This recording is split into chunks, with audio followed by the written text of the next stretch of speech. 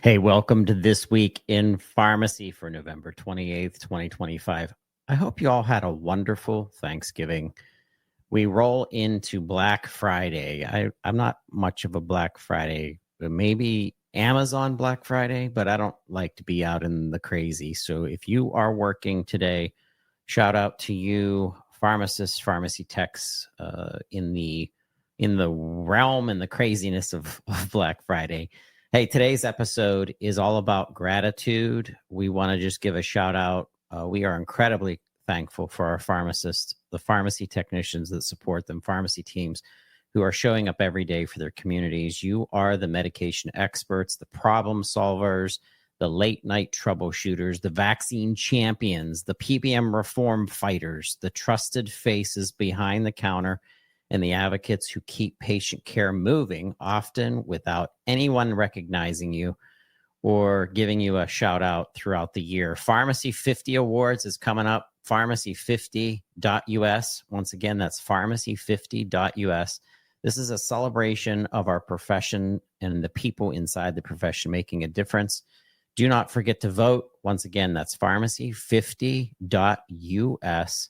And to every pharmacist, pharmacy technician working long hours, covering holiday shifts, managing medication shortages, you're answering those tough questions, people looking at you in the face and they don't understand what's going on, supporting with compassion. Thank you. Your commitment keeps the healthcare system steady, especially during the busiest time of year. So from all of us at Pharmacy Podcast Network, we appreciate you, we support you, and we're honored with you and your stories. A special happy Thanksgiving for all of you out there. And thank you for listening to This Week in Pharmacy.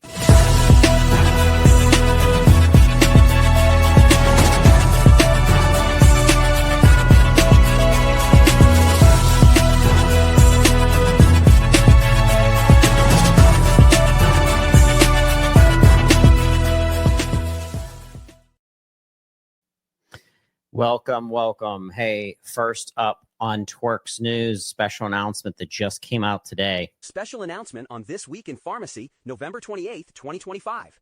The Legacy Pharmacy Group has announced that CEO Ritesh Shah, RPH, has been appointed to Governor-elect Mikey Sherrill's Transition Task Force in New Jersey. This appointment highlights Shah's long-standing leadership in independent pharmacy and his commitment to strengthening community-based healthcare across the state. Shah will focus on advocating for independent pharmacies, improving transparency in pharmacy benefit manager operations, and promoting policies that ensure community pharmacies remain viable, accessible healthcare resources. His priorities on the task force include protecting and strengthening independent pharmacy statewide, ensuring fairness, transparency, and accountability in PBM practices, expanding access and reducing barriers to care, particularly for underserved populations. Legacy Pharmacy Group founder and pharmacist Jay DeDuke emphasized the importance of having informed pharmacy leadership at the policy level and celebrated Shah's appointment as critical to the long-term sustainability of independent pharmacies. The release also highlights LPG's role as the tri-state area's largest group purchasing organization, supporting more than 720 independent pharmacy members with programs, services, and advocacy to help them thrive. Learn more by going to Legacy Pharmacy Group's website, lpgrx.us. That's lpgrx.us.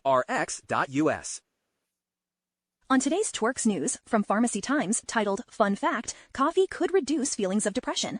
According to a meta-analysis referenced by Pharmacy Times, higher coffee and caffeine intake has been linked to a lower risk of depression, with pooled relative risks of about 0.76 and 0.72 compared with the lowest intake levels.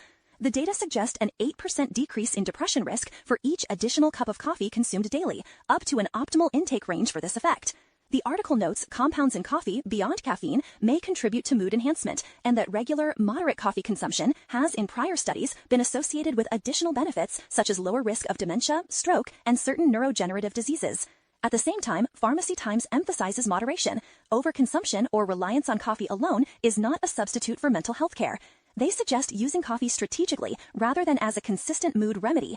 Takeaway for pharmacists and patients. While coffee isn't a cure for depression, moderate daily consumption could offer a small protective benefit for mood. Pharmacists can discuss this evidence with patients, especially those already drinking coffee, as one piece of a broader mental health and wellness conversation, while reinforcing the importance of professional care, healthy lifestyle habits, and moderation. Who's excited to hear some good news about our beloved coffee. It's on and off, on and off. Sometimes it's good, sometimes it's bad. Pharmacy Times just reported today that coffee could reduce feelings of depression. Guess what? When I taste that first bit of coffee in the morning, it does make me feel better. Hey, you are challenged out there with giving reasons to your local community of why you run out of medicine. This is from Saving Advice. Next on TWIRx News, from savingadvice.com, the article titled Unmask the Lie, the reason your local pharmacy always runs out of meds. The article argues that when patients walk into a pharmacy only to be told their medications are out of stock, it's often not just random. It reflects deeper systemic issues. According to the author, supply chain consolidation at the manufacturing level means fewer production facilities. When one plant faces delays, shortages ripple nationwide, affecting even essential medications for chronic conditions, like blood pressure or diabetes drugs.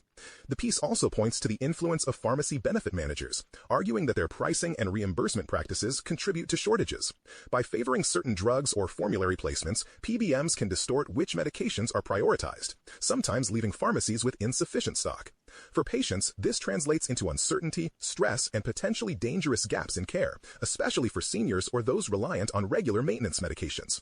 Takeaway for pharmacists and patients: medication shortages often stem from manufacturer consolidation and PBM-driven market distortions, not just poor inventory management. Pharmacists should be transparent about these underlying forces and encourage patients to refill early, consider mail order or alternate pharmacies, or explore alternative therapies when supply is tight.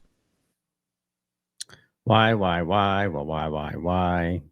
the PBMs always the culprit, always the punchline as to why something's so jacked up in our pharmacy care system? That's a great article. It's written from a different point of view. Definitely look it up. Savingadvice.com. Savingadvice.com. Hey, next article comes from the Pharmaceutical Journal across the pond out of London, pharmaceuticaljournal.com. Excellent mix of clinical and business news. And today's headline is could dedicated pharmacists help improve neonatal care's medicine's safety problem? We know here in the United States, a shout out to Jenna Quinn and the Perfecting Peds team and what they're doing for safety for our tiny little babies. Take a listen. Last article comes from the Pharmaceutical Journal. A new article reveals that more than half of neonatal units in England experience medication errors, often tied to complex dosing needs for newborns and premature infants. Despite national guidance from the Neonatal and Pediatric Pharmacy Group, only 14% of hospital trusts meet recommended neonatal pharmacist staffing levels, while 74% fall far below the standard. This shortage means many neonatal wards lack consistent pharmacist involvement in dosing, medication reviews, and daily rounds, key safeguards for preventing errors and improving outcomes. The article argues that dedicated neonatal pharmacists bring specialized expertise essential for safe IV preparation, nutrition support, and accurate individualized dosing. Takeaway: dedicated neonatal pharmacists aren't a luxury. They are critical to reducing medication errors and protecting the most vulnerable patients. The question now is whether health systems will expand neonatal-focused pharmacy staffing to prevent avoidable harm. Shout out to Dr. Jenna Quinn and the Perfecting Peds crew here in the United States, leading pediatric pharmacists' expertise. For more information, check out perfectingpeds.com. That's perfectingpeds.com. Shout out to you pharmacists making a difference in these specialties. That's really a huge change in what's going to be taking place with our pharmacists in connection with their patients, digging into specific disease states and conditions, maternal health, women's health, sexual health, pediatrics. There's so many buckets that you can jump into and become an expert in and around your community and nationally. We need more of you. Hey, that's it for TWIRx News. We will be right back with a special interview from Kelly Stovall, but we want to say thank you to our sponsors.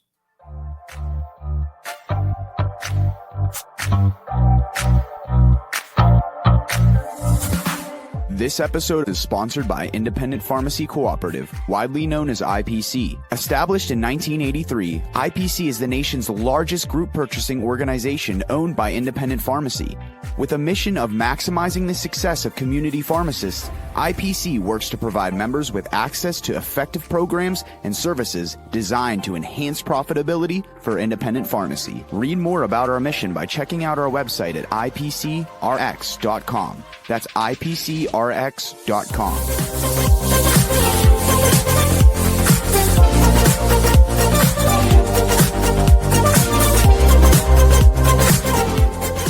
Hey, and welcome back to This Week in Pharmacy. We have so much going on. I hope you enjoyed your Thanksgiving. I hope that you're getting some rest. Maybe some of you are off today in this holiday weekend coming up. What a beautiful Friday. Excited about what's happening as we're the sunset of 2025. It's been a rough year. We've heard from a lot of pharmacists making career transitions. We've heard from our independent community pharmacist owners. We've heard from long-term care pharmacies. There's a lot of hope. There's a lot of energy, but we've had a tough year and we've gotten through it. I know our publication feels the same way about a lot that's going on. One of our clients, one of our pillars of the independent community pharmacy world that shows up at so many important conferences to represent community pharmacy and pharmacy ownership is IPC. I just want to give you guys a shout out. Thank you so much for everything that you've done for our industry, fighting for independent community pharmacy. The website is ipcrx.com. And from IPC, I would like to welcome my friend and someone that's a guidance to us as well as to our clients and her clients, Vice President of Pharmacy Services and Clinical Programs, Kelly Stovall. Welcome to TWIRx. Hi, Todd. Thanks for having me today. I'm excited to be here. You're very welcome. And the whole way from somewhere where there's probably people that are going to be surprised where you're broadcasting from, but share with us. I'm jealous of where you're at right now celebrating Thanksgiving. Where are you? I'm on island time. We had the amazing opportunity to actually go to Hawaii for Thanksgiving this year. So on island time and glad to be here. Well, I'm glad to have you. We have some stuff to talk about. We are, like I said, this has been a tough year. This has been a year of change. It's been a year of struggles, but we're also seeing that iron sharpens iron, and we see pharmacists and pharmacy owners positioning for 2026 in ways that I've never seen the prep happening the way that it is now. And some exciting things that you've talked about, that you've shared with us, where we're getting ready. How do we make more profit? How do we make more revenue? But as we're doing that, how are we servicing our communities better? And that's through things like vaccines, and that's through explaining Medicare pricing changes and things that is very mysterious to people out there who don't live it like you do, like we do. So tell our listeners a little bit about IPC's year and what you're excited about for 2026. Oh, it's been a year, and I tell you, we're all really, I think, apprehensive and excited both to see what happens in 2026. We've got so many changes in the industry that are coming at our stores. Obviously, we represent some of the best pharmacy owners in the industry, very passionate about independent pharmacy. And, with that, we have planned for 2026 really to bring those tools to stores that we think will help them get through the year in the most successful way. Yeah, and you actually made a post on LinkedIn that talked about a celebration from the state of Colorado. Expand upon that and what that means for our Colorado-based independent community pharmacies. That was so exciting to see that our Colorado stores actually will have that basically provider status for immunizations. That really opens up that space. That's an obstacle that we see in the United States, all across different states. Unfortunately, we don't have a national regulation for these things. But as we see these states make this progress to this provider status with vaccinations, we know that we can then, help communities and public health cover immunization gaps. To expand on that a little bit, there's so many gaps still in immunizations. Like only less than 50% received a flu vaccine last year. We've got less than 30% of adults that over 60 that's received a shingles vaccine, and pneumococcal, especially with under age 65, is only 25% coverage on that. So with those gaps, right, people aren't getting these vaccines. There's vaccine hesitancy. There's missed opportunities on those. Perhaps the provider's not asking about that when they see it. Adding that service in this space, in the independent pharmacy space, really allows us, number one, to solve a public health problem, and number two, increase the revenue for those independent pharmacies out there. So that was just fantastic to see. I was so glad to see that had passed. So you also have things that have been deeply researched and supported through IPC and IPC members in the realm of how are we connecting with our home patients, our patients that aren't necessarily in a long-term care facility or an assisted living facility. They're at home. And the rise throughout the entire 2025, you go back through some of our podcasts, I think there's probably a dozen shows that were focused on long-term care at home and long-term care pharmacy at home. So talk to us about how IPC is positioning memberships to kind of expand upon that. It's interesting because I think it centers around our capabilities digitally to monitor patients at home. And when we talk about remote patient monitoring, or the official Medicare CMS definition would be remote physiological monitoring, but it is the ability to collect data on our patients, from home with Bluetooth, cellular enabled devices, something that will upload into a platform. And, that there is so much research now that supports how that actually improves conditions. So for an example, one of my favorite studies on that is from the American Heart Association. And they actually did a study on pharmacist-led RPM interactions. And with this study, it showed that 74%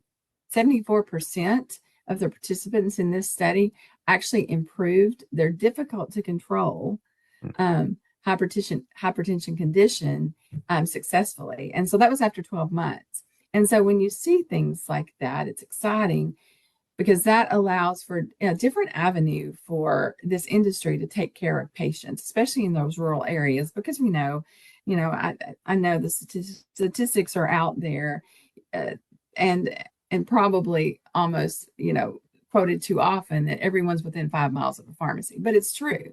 Yep. And so that it really allows that rural space to have coverage that it didn't have when we're able to involve the pharmacist in that healthcare space in that area.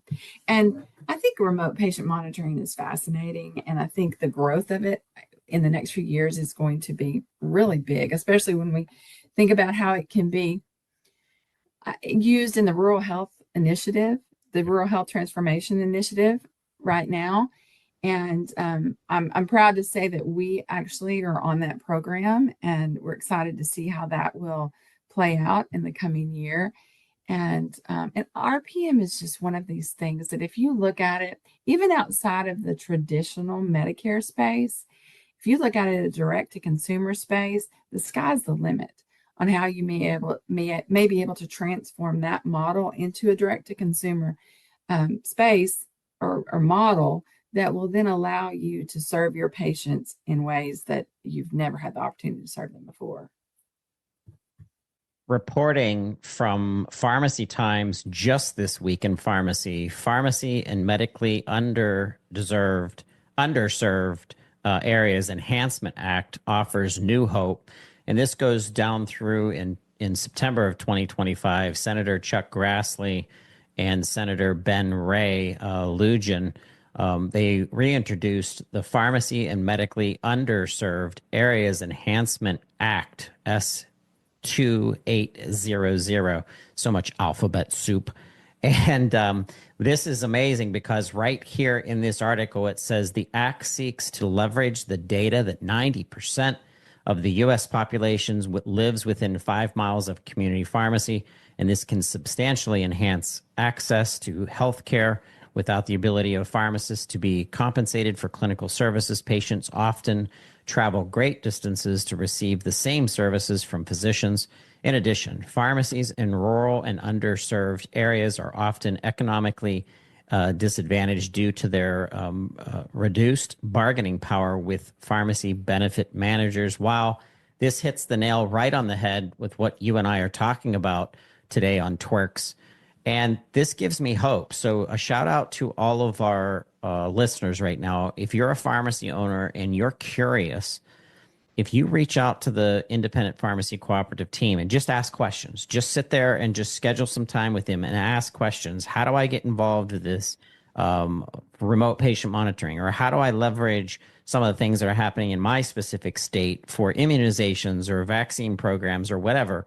But now that we have a federal act that's kind of backing this trajectory and this energy, it should give us a lot of excitement and hope for 2026. And I know you guys are, your heads are on fire for ideas of how to leverage acts like this. And shout out to my friend John Koval, who's always on top of everything with policy. But I'm excited to read this. This was a good article to come out this week, Kelly.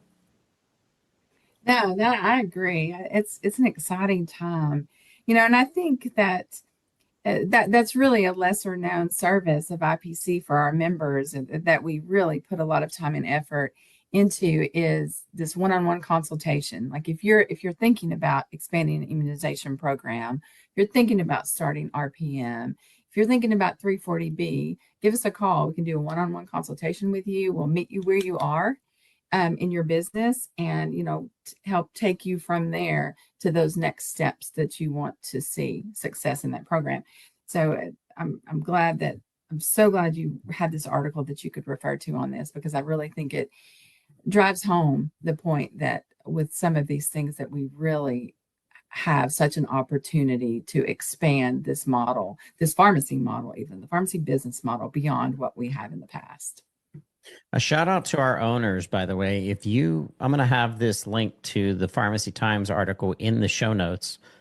If you send this article to your local state representatives and just say, hey, in 2026, first quarter, we'd like to have you come in and just do a tour of our pharmacy. Let us show you compliance packaging. Let us show you how we're working with the community. Let us show you our immunization programs. That way, that state representative is like, it's not something that you have to stage yourself, because now there is a bill that's out there that's been passed that's moving forward. It's going to bring a lot of attention. I guarantee they've probably heard about it, but being able to put it in context, being able to read it and then turn around and show up at your pharmacy and actually see it in action, that's when the lights really start going off for those state representatives and their constituents.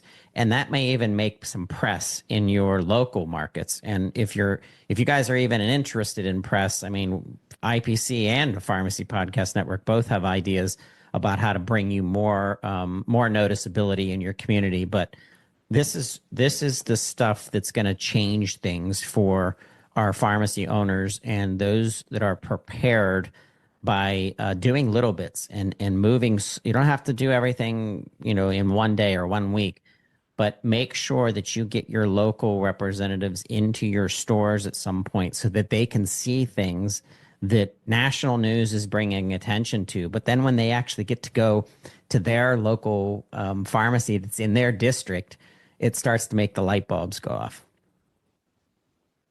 No, I agree. And I love that. So I think one of the things that I thought of as you were sharing that important, really reach out to all legislators, all your people that represent you to spread this word and push these things forward, is a lot of times you get to this point as an owner and you think, wow, this sounds great. this would be great to do, but how in the world do I manage staff? How in the world do I change my workflow?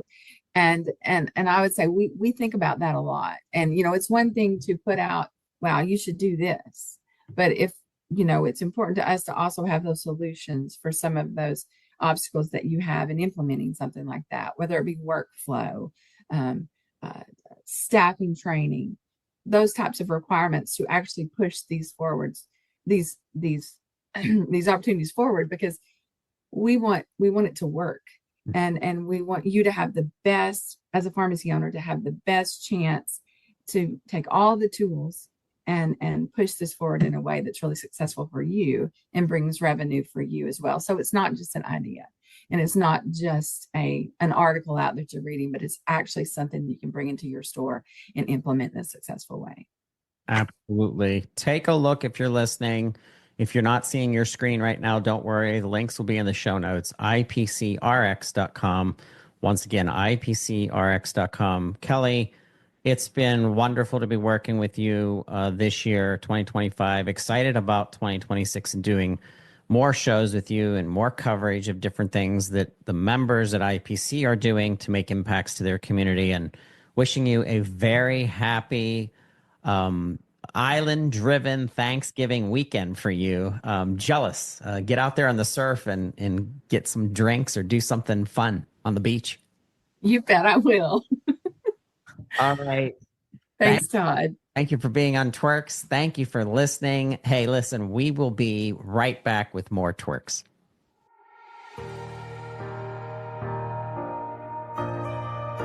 As frontline healthcare providers, pharmacists like you understand the importance of personalized care, especially in acute pain management. Ural Pharma is dedicated to providing high-quality, generic products tailored to meet your patients' needs.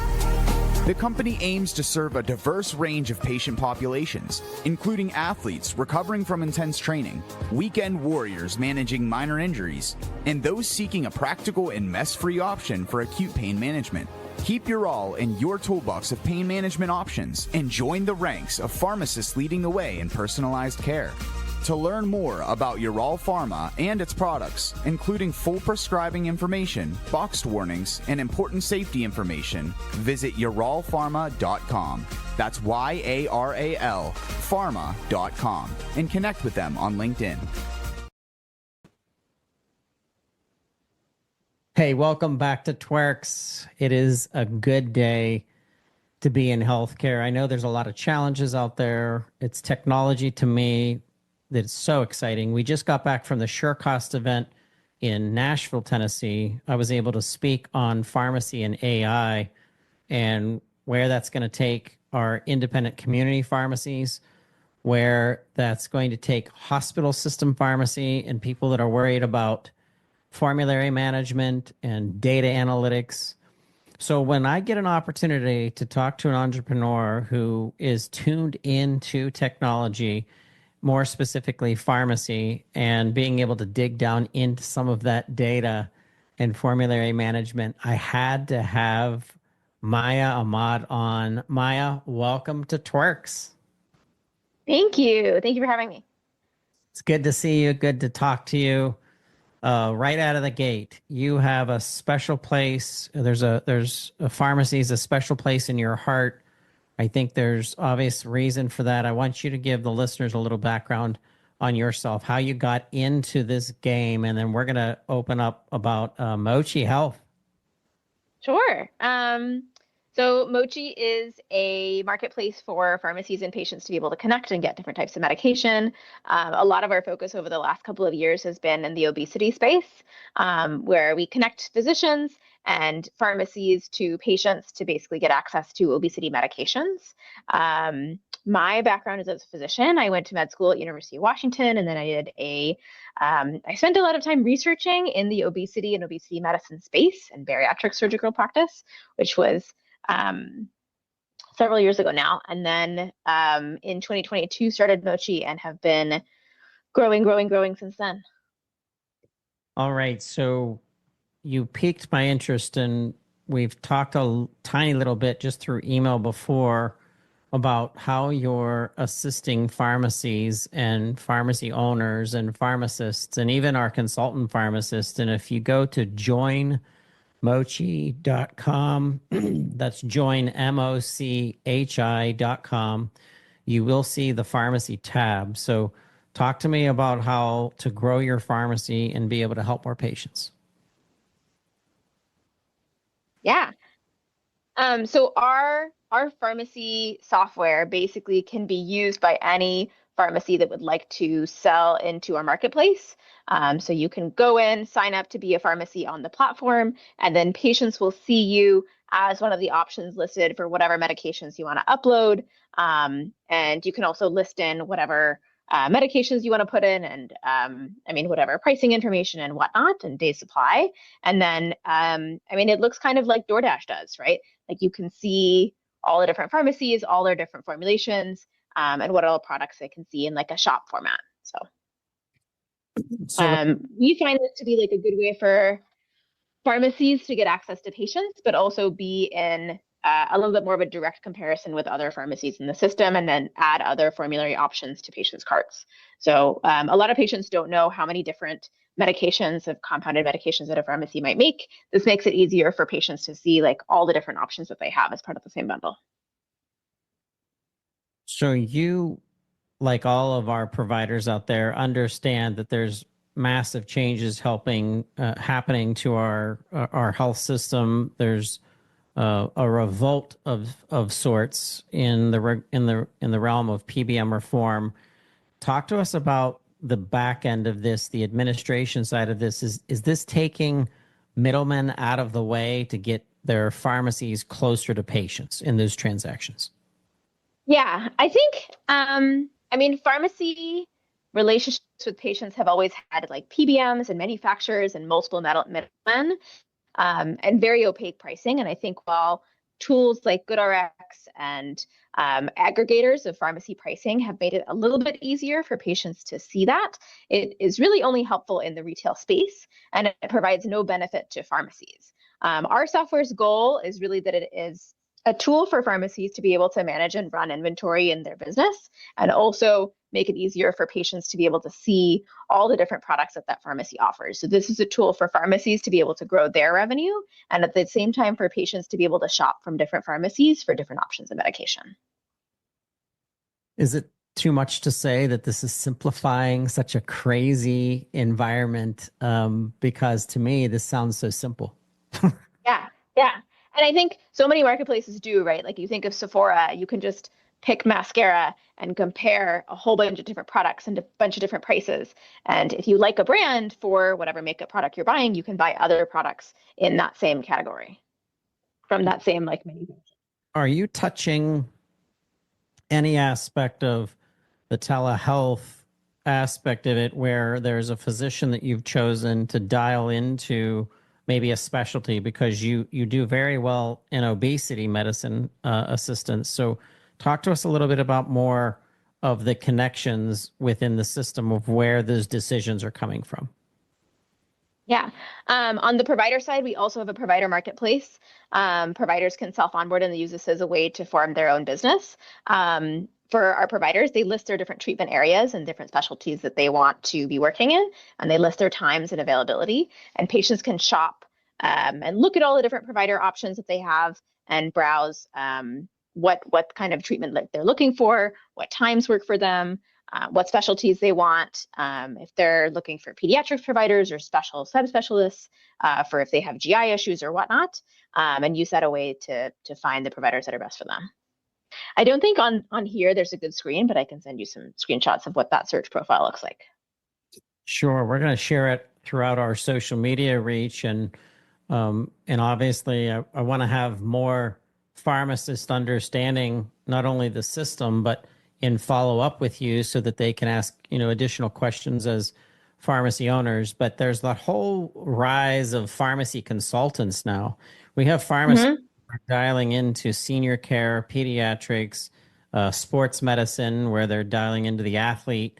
And I think that this platform is going to open up opportunities for those individuals too, where they have a provider ID, they're known by the state, they have relationships with physicians, they have groups of patients that trust them.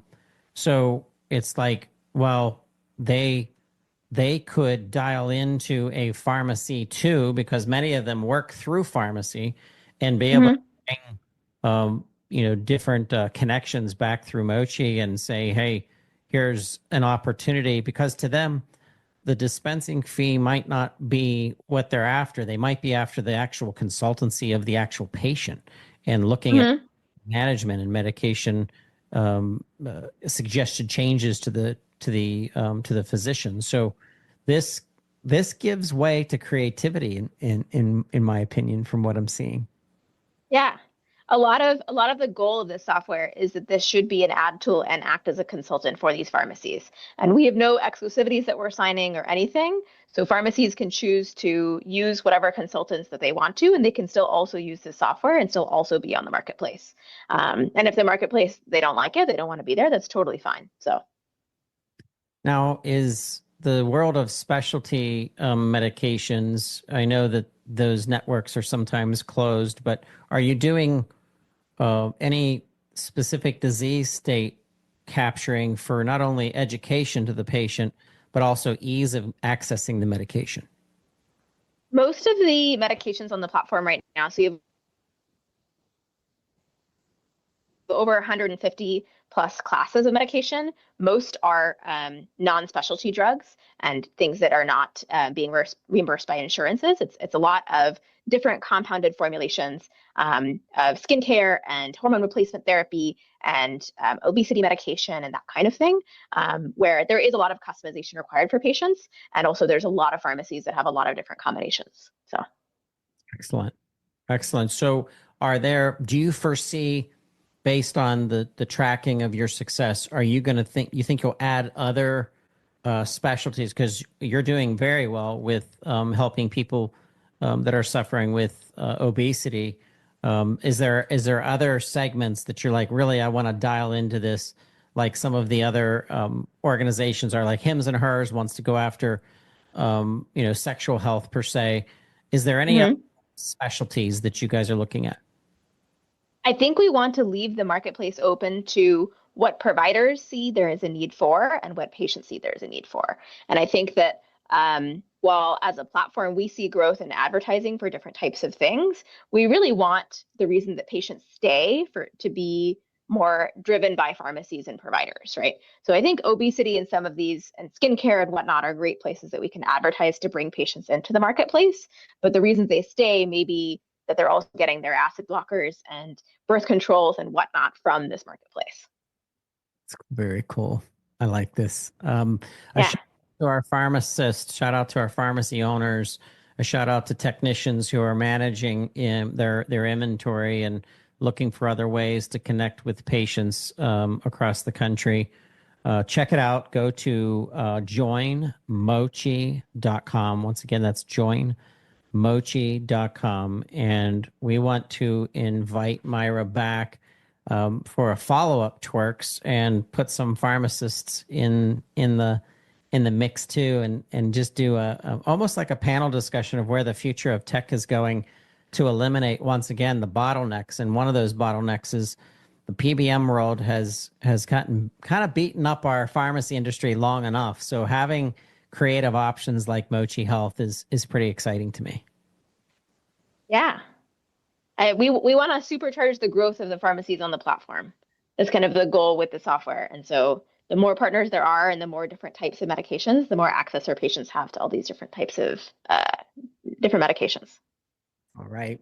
Well, we didn't make you TWIRx on TWIRx, so got away with it. But you promised to come back at some point in This Week in Pharmacy, and we'll extend the conversation with some pharmacists. Yeah, of course. That sounds good. Thanks so much. Thank you for being on TWIRx. Please hang on, and we'll be right back with more TWIRx. Hi, this is Bruce Nealand. I get to be the host of the Pharmacy Crossroads podcast. Pharmacy Crossroads is proud to be a member of the Pharmacy Podcast Network, and I can't wait to listen to the next episode of This Week in Pharmacy.